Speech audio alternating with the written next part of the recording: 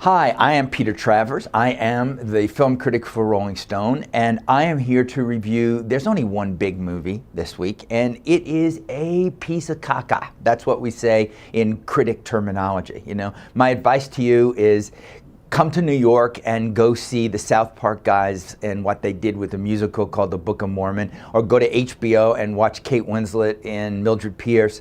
But if you go to the movies, you're probably going to run into Sucker Punch. Sucker Dump. Sucker Punch. Dump. Oh, God. This is Zack Snyder's movie. Zack Snyder, you remember from 300, right? You remember him from Watchmen. And he did something, he actually did a decent reboot of Dawn of the Dead.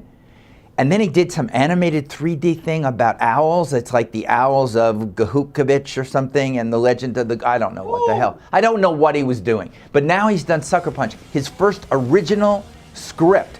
He's put this together, and so what happens in this movie? Too much. No, it sounds great. It sounds, there's Emily Browning, who's a hot blonde, and her mother dies, her stepfather tries to rape her, and when that doesn't work out, he says, I'm going to put you in a mental institution. You're going in the loony bin. And so she's sent into the loony bin, and it's the 1960s, and everything is dark and dreadful. And it turns out that she meets another 4 girls. And Bieber. Not Bieber. There's no Bieber. There are 4 girls that she meets, and it's like Vanessa Hudgens. You guys all loved High School Musical. And you get Abby Cornish, who should, you know, I don't know what she's doing in this piece of crap. And I don't even want to mention their names because they probably want to have work later. Anyway, she goes in the mental institution, and what happens is that the bad guys there turn it at night into a brothel. It's a whorehouse. And these girls have to take their clothes off and dance for dirty old men like John Hamm. John Hamm should fire his agent for being in this crapola. Anyway, this is what happens. Because of this, and it's so miserable for these hot girls, Zack Snyder cuts away from them taking their clothes off and makes the movie not R-rated, but PG-13. PG-13, people. What?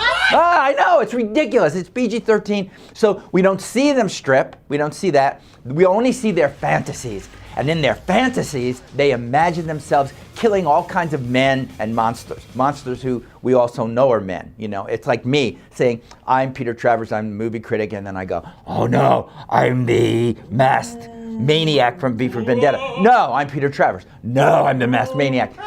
This is what goes on time and time again. They kill giant serpents. They have giant orcs that they kill. They go into World War I. What? It makes no sense. Every time they fantasize, there's something behind them on a green screen. It might as well be the dullest thing that you ever thought of in your life. It doesn't look real. It doesn't look cartoonish. It doesn't look anything like even a video game. It's not even R-rated. Like I said, it's PG-13 garbage. Why would you do this? Why would anybody want to do a movie like this and make it PG-13? Because we like Bieber. Well, you like Bieber then, but forget Bieber, because Bieber wouldn't do this movie. I have no idea why anybody would do it.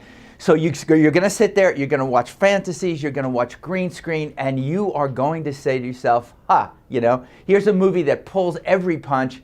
Only a sucker would buy into it. Only a sucker. Did you hear me? I'm Peter Travers.